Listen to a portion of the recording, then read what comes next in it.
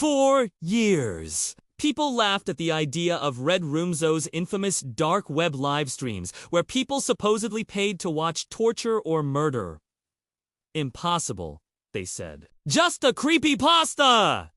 But here's the twist. While the internet version may be a myth, the real-life Red Rooms, they didn't just exist. They were worse than anything the dark web ever dreamed of. And I know this because I lived in their shadow. If you've ever felt powerless against people who abuse their authority, hit that like button. Subscribe, because today's story will reveal how fear, brutality, and even laughter turned human lives into entertainment, and how the truth clawed its way out, no matter how hard the killers tried to bury it. Red Rooms?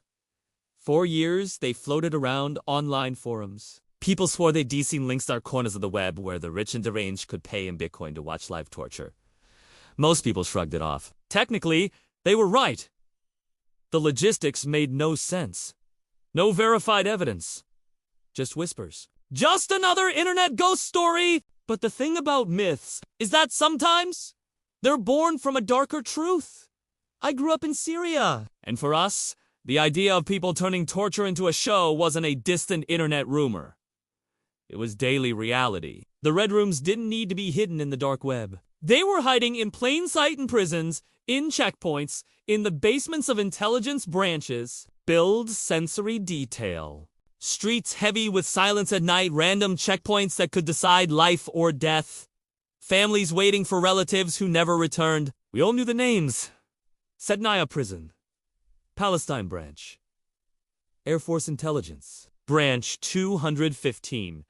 They weren't prisons. They were black holes. You didn't just get arrested! You disappeared. Under Hafiz el-Assad, then his son Bashar, torture wasn't random. It was policy. It was systematic. And worse, it was entertainment. Interrogators joked as they broke bones. Soldiers recorded executions on their phones, bragging later in bars. Families heard the laughter through prison walls, laughter mixed with screams. I remember one bus ride home. Soldiers boarded, checking IDs. One man sat a few rows ahead of me. He was quiet, nervous. They asked his name, his city, his father's name. Then they dragged him off. Seconds later, we heard the gunshot. Just like that, a life erased. I can still hear the sound. My own neighbor shot in his bed. I woke to his wife and daughter screaming, blood soaking the mattress. And my uncle, taken one night. No goodbye. No body, just silence. Pause for effect. People say Red Rooms are a fantasy. But what do you call it? When soldiers record themselves executing civilians, then swap the videos like trophies. When killers laugh as they push blindfolded men into pits. When horror is so casual, it's treated as a game. Then came Tataman, Damascus, 2013. Civilians blindfolded, hands tied. Led, one by one, to the edge of a trench. They were promised release. Instead, they were shot. Bodies stacked like garbage. Houses blown up to hide the evidence. Hundreds killed. And the worst part? It was filmed, not secretly. Proudly.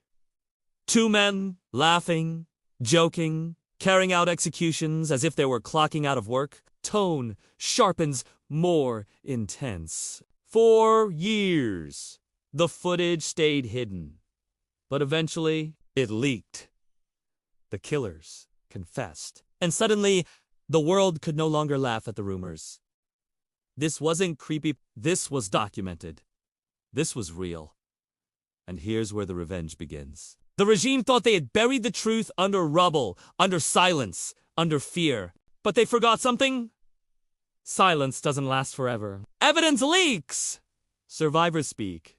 Photos escape prison walls. The Tataman massacre, the Caesar files, the testimonies of defectors, all of it became a weapon.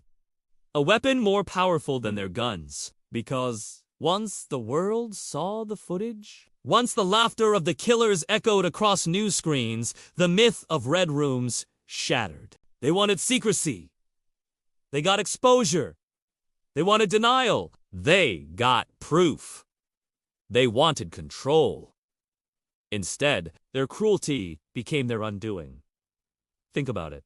For decades, people dismissed red rooms as impossible. But Syrians lived through a reality so grotesque, so methodical, that even the darkest online horror seemed tame by comparison. The revenge ISNT in a single-acted S, and knowing that the truth clawed its way to light. That the world saw that the killers, who once laughed, are now remembered not as gods, but as monsters.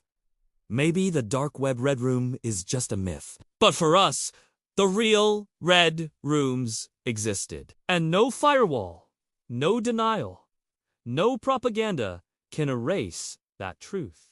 Sometimes, revenge doesn't come as a bullet. Sometimes, it comes as evidence that cannot be buried and a memory that refuses to die. If this story gave you chills, smash that like button. Share it with someone who still doubts the power of truth. And tell me in the comments, do you think the myth of red rooms was born from stories like these? Or do you believe there are still darker secrets waiting to surface? Don't forget to subscribe, because more stories like this are coming, and you won't want to miss them.